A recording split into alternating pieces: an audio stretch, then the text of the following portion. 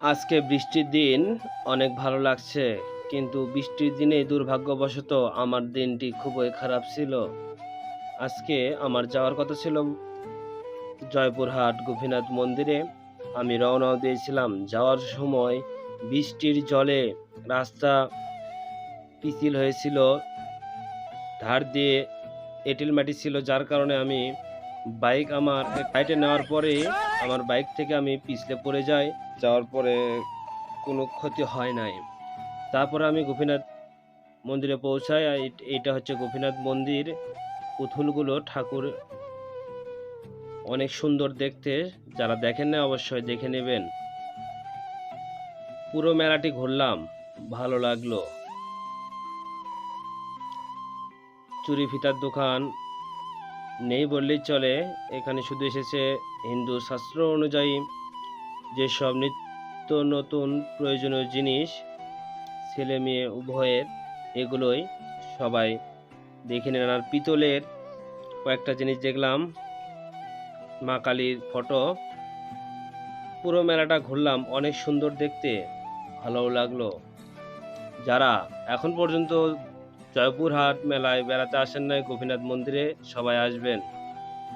ছোট বাচ্চাদের জন্য ডাক্তারের জিনিসপত্র, খেলনা, অনেক কিছু ছিল। যাদের মাথার কাঁকড়া,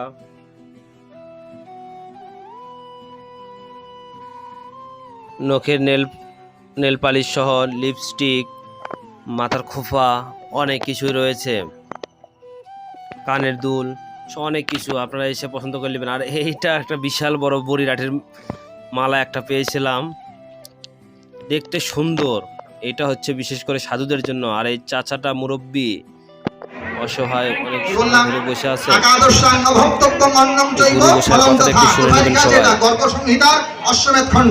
বলে আমরা যে ফল খাই তাতে কি হবে? বলে ফলাহারঞ্চ, মন দিয়ে শুনুন, ফলাহারঞ্চ ছাদ কিঞ্চিত নৈনম জলস্তথা। যারা ফল খেয়ে একাদশী করবেন তাদের অর্ধেক পুণ্য মাইনাস, অর্ধেক পুণ্য থাকবে।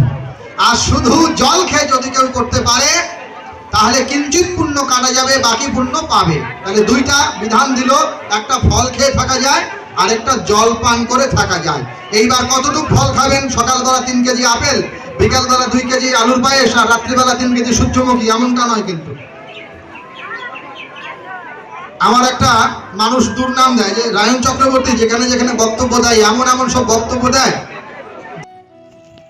এটা আমার মা। আমার মায়ের জন্য সবাই আশীর্বাদ করবেন যেন দীর্ঘ আয়ু হয়, 1000 বছর ধরে বেঁচে থাকতে পারেন। এটা গোপীনাথ মন্দিরের প্রসাদ অঙ্গন, এখানেই ভোগ বিতরণ করে থাকেন। সামনে এটা হচ্ছে মন্দির। হ্যালো গাইস, আমি প্রিন্স শিমুল, বগুড়ার একটি ছোট্ট ছেলে, ছোট্ট ইউটিউবার, কন্টেন্ট ক্রিয়েটর। আপনাদের আশীর্বাদে আমি এখন পর্যন্ত কয়েকটা ভিডিও করেছি, সাফল্য অনুসারে আমি এগিয়ে যাচ্ছি। সবাই আমার জন্য আশীর্বাদ করবেন। মেলায় ঘুরতে ঘুরতে অনেকগুলো গোলাপি পরিও দেখেছিলাম, কিন্তু কথা বলা যায় নাই। আর এটা হচ্ছে প্রসাদ তৈরি করতেছে, এখানে রান্না বান্না চলতেছে। প্রচুর লোক ছিল, না হলে তো 300-400 প্লাস লোক হবে। সবাই প্রসাদ গ্রহণ করেছেন। এখানে কীর্তন, গুরু গোসাইয়ের কথার পর এখানে ভোগ আরতি গান চলছে। এই গানের পর খাবার বিতরণ করবেন, প্রসাদ বিতরণ করবেন।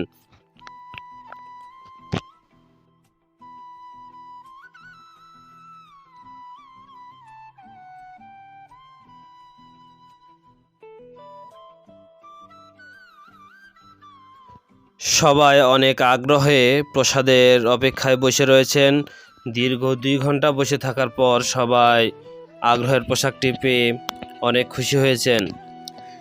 সবাই প্রসাদ গ্রহণের পরই মেলাটা প্রায় ফাঁকা হয়ে গিয়েছিল। আর এই বৌদিমণি টিকটক নিয়ে ব্যস্ত হয়ে পড়েছেন সবার মাঝে। গোপীনাথ মন্দির ঠাকুরগুলো একটু বাইরে থেকে দেখানোর চেষ্টা করলাম, সবাই দেখবেন। ওই যে একটা লাল পরী দেখতে পাচ্ছেন কি সবাই? ওনার জন্য সবাই আশীর্বাদ করবেন যেন আমার প্রেমে পড়ে।